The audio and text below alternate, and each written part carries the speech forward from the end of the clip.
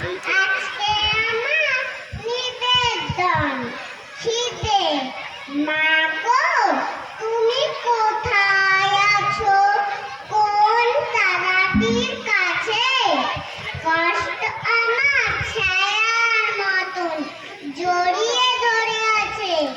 দুই বেলা মা পাই না খেতে, ভিক্ষে করি দরে, থাকলে তুমি খাইয়ে দিতে দুমুঠো পেট ভরে।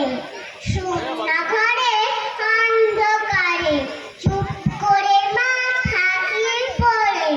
মা, মা, সেই গন্ধে ভরা ছেঁড়া কাঁথা বুকেতেই জোরে।